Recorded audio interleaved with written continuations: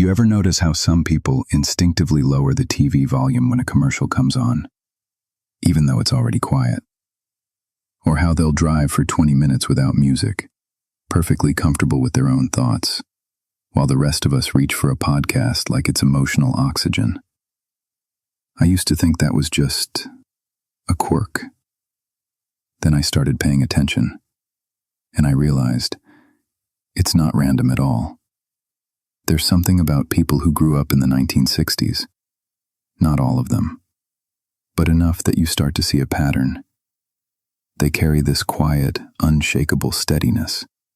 Not the loud kind of strength, the other kind. The kind that doesn't announce itself.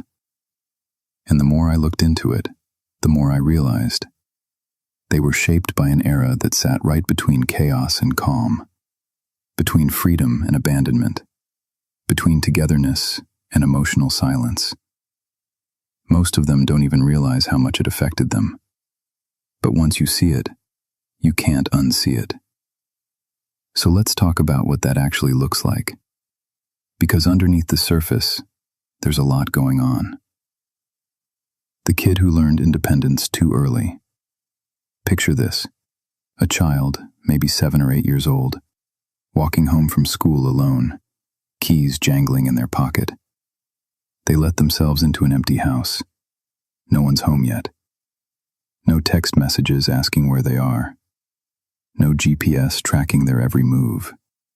No constant check-ins. Just space. A lot of it. At first, that kind of freedom feels empowering. You're trusted. You're capable. You figure things out. But here's what happens psychologically. That child grows up equating solitude with safety. Silence becomes normal. Comfortable even. They become the adult who's calm in situations that make others uneasy. Being alone doesn't scare them. It restores them. I know someone like this. She can sit in a quiet room for hours and feel completely at peace.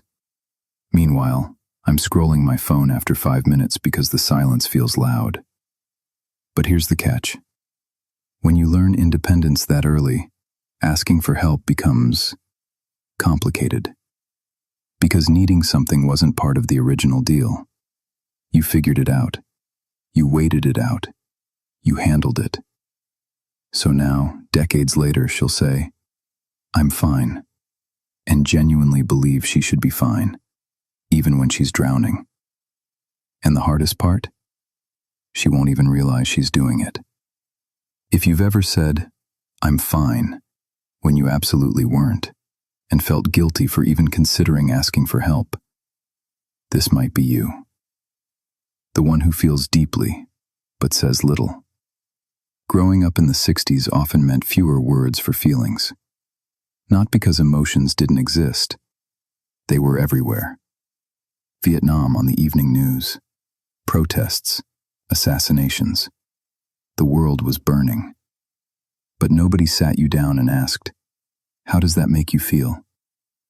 So you learned to read the room instead. Tone. Posture. What wasn't being said. I have a friend, he's in his late 50s now, who's one of the most emotionally intelligent people I know. He can read a room in seconds, knows exactly what's happening beneath the surface. But ask him to talk about his own feelings? It's like pulling teeth. Not because he's cold, not because he doesn't care, but because his inner world is private, sacred almost. And the idea of performing emotions, constant reassurance, constant explanation, feels exhausting, almost invasive. He listens more than he speaks, hates dramatic conversations, believes that if something really matters, you don't need to say it 10 times. And when someone demands emotional performance from him, when they need constant validation, constant processing, he shuts down, not out of cruelty, out of self-preservation. Because he learned early, feelings are real, but they're not always meant to be shared. And here's the thing people don't understand. Just because someone doesn't express emotion the way you do, doesn't mean they don't feel it. Some of us just learned a different language. The one who's comfortable with contradiction. The 1960s were strange that way. 1 foot in tradition, 1 foot stepping away from it. Authority being questioned, but still present. Economic uncertainty, cultural revolution. Everything was changing, but nothing was settled. Psychologically, this created adults who don't need everything to be black or white. We can hold 2 opposing thoughts without panicking. I see this all the time. Someone will be in a heated political argument online.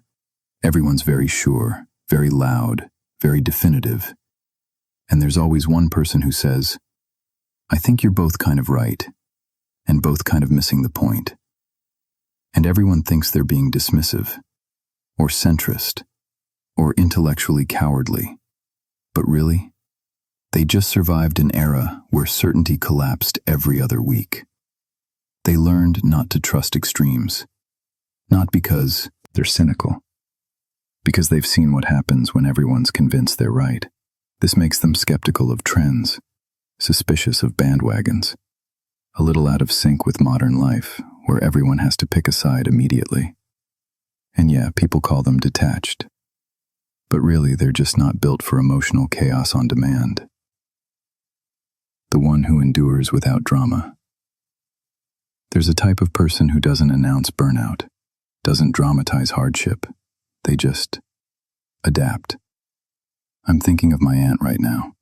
She's 62, lived through her parents' divorce, messy, the recession, a cancer scare, her husband's layoff.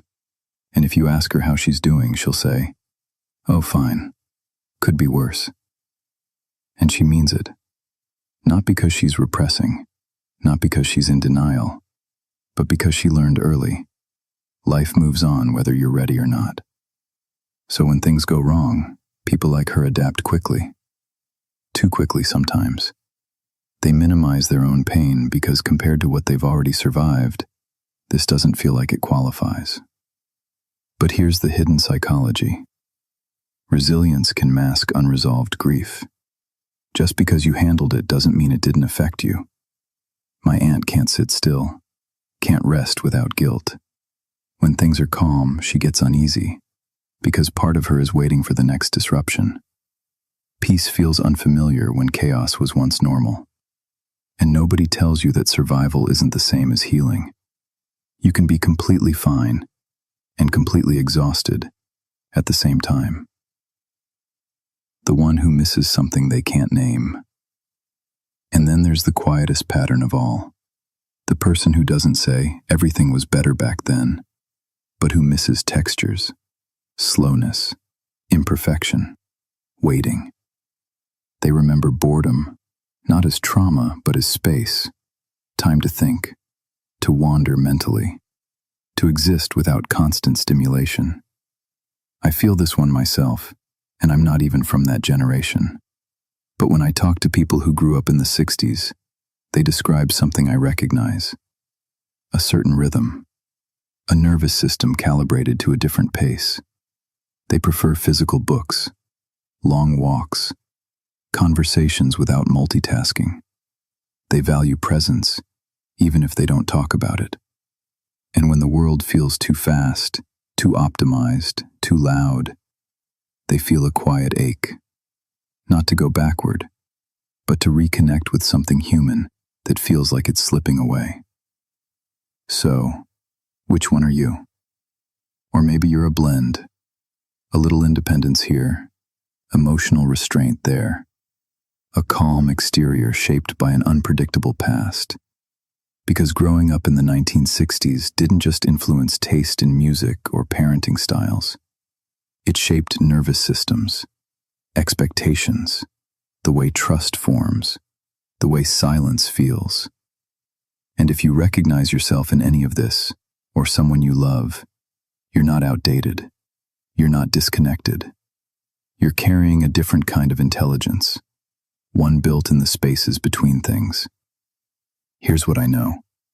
The next time you find yourself turning down the TV during a commercial, sitting in silence on a drive, or saying, I'm fine when you're not.